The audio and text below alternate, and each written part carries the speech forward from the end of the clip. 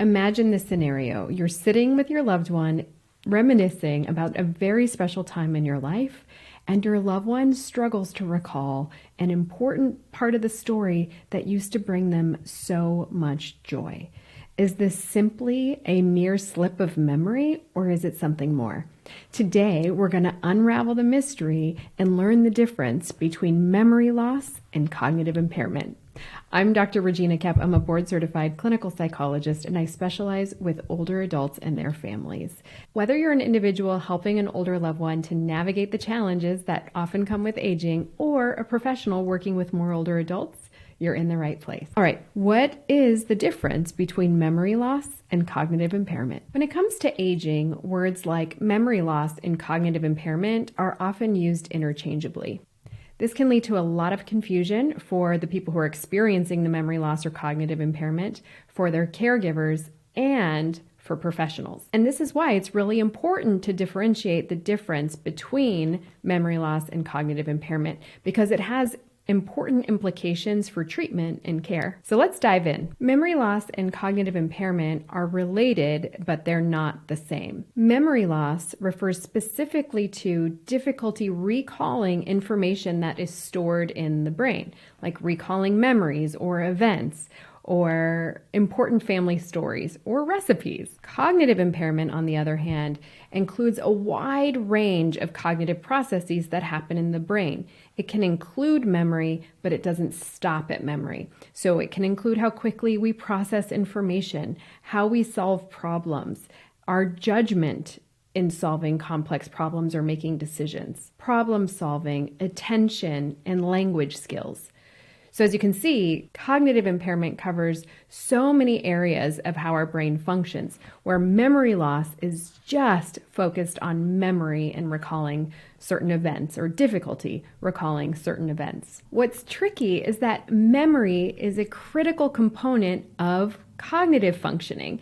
And so when people have memory loss, it can fundamentally impact our cognitive functioning. Memory loss can show up in different ways, like forgetting names, forgetting important parts of stories, forgetting family recipes, and in experiencing difficulties in learning something new. Memory loss is often caused by conditions that impact the brain, like mild cognitive impairment or dementia disorders, but can also be due to other things like stress, anxiety, depression, substance use, and other sorts of conditions that might be treatable or reversible. Addressing these underlying causes can oftentimes improve memory.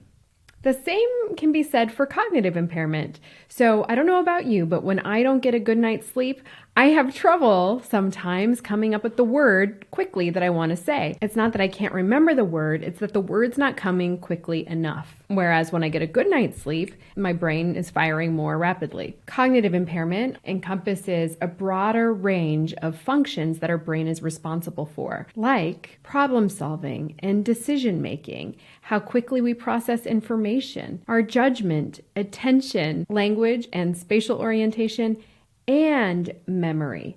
So as you can see, cognitive impairment encompasses many other cognitive functions, while memory loss only focuses on memory. When we talk about cognitive impairment, it's also important that you understand a term called mild cognitive impairment.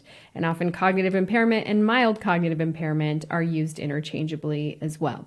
So mild cognitive impairment is a clinical condition.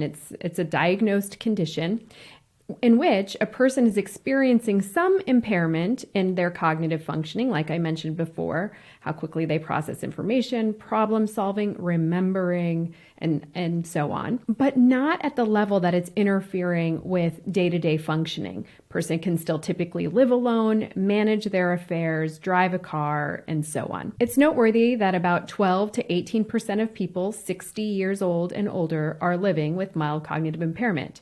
Often, mild cognitive impairment is due to a dementia disorder like Alzheimer's disease, vascular dementia, Lewy body dementia, and so on. Mild cognitive impairment is also the beginning stage when a person does develop dementia of dementia. With that said, about 10 to 15% of people living with cognitive impairment each year will develop dementia. Just because you have mild cognitive impairment doesn't mean that you will develop dementia, just means that your risk is higher. And there are many things that you can do to maintain brain health even if you do have mild cognitive impairment or dementia disorder.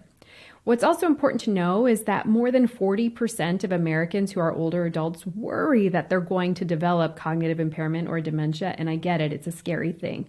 But like I said, there's a lot that you can do to optimize your brain health.